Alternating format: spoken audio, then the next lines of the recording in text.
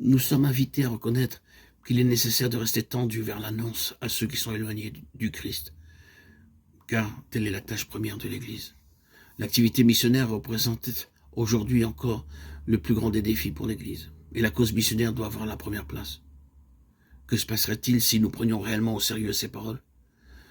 Nous reconnaîtrions simplement que l'action missionnaire est le paradigme de toute tâche de l'Église.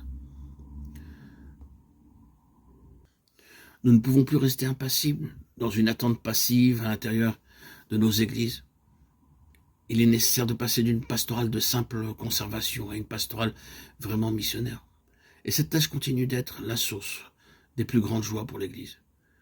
Il y aura plus de joie dans le ciel pour un seul pécheur qui se répand que pour 99 justes qui n'ont pas besoin de repentir. Luc 15, 7.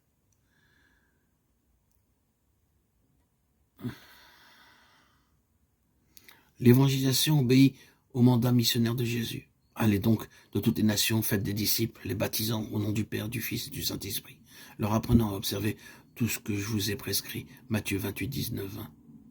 Dans ces versets, on présente le moment où le ressuscité envoie les siens prêcher l'évangile en tout temps et en tout lieu pour que la foi en lui se répande en tout point de la terre.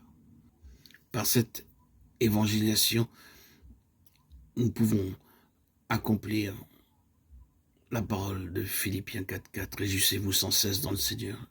Je le dis encore, réjouissez-vous. Dans la parole de Dieu apparaît constamment ce dynamisme de joie, ce dynamisme de la sortie que Dieu veut provoquer chez les croyants. Abraham accepta l'appel à partir vers une terre nouvelle, Genèse 12, 1, 3. Moïse écouta l'appel de Dieu, va, je t'envoie, Exode 3, 10. Et fit sortir le peuple vers la terre promise, Exode 3, 17. À Jérémie, il dit, vers tous ceux à qui je t'enverrai, tu iras, Jérémie 1, 7. Aujourd'hui, dans cette allée de Jésus sont présents les scénarios et les défis toujours nouveaux de la mission évangélisatrice de l'Église. Et nous sommes tous appelés à cette nouvelle sortie missionnaire. Tout chrétien et toute communauté discernera quel est le chemin que le Seigneur demande. Mais nous sommes tous invités à accepter cet appel, sortir de son propre confort et avoir le courage de rejoindre toutes les périphéries qui ont besoin de la lumière de l'Évangile. La joie de l'Évangile qui remplit la vie de la communauté des disciples est une joie missionnaire. Les 70 disciples en font l'expérience, eux qui reviennent de la mission pleins de joie. Luc 10, 17. Jésus la vit, lui, qui exulte de joie dans l'Esprit Saint et loue le Père, parce que sa révélation rejoint les pauvres et les plus petits. Luc 10, 21. Les premiers qui se convertissent la ressentent remplis d'admiration en écoutant la prédication des apôtres, chacun dans sa propre langue. Acte 2, 6. À la Pentecôte, cette joie est un signe que l'Évangile a été annoncé et donne du fruit. Mais elle a toujours la dynamique de l'exode et du don, du fait de sortir de soi, de marcher, de semer toujours de nouveau, toujours plus loin.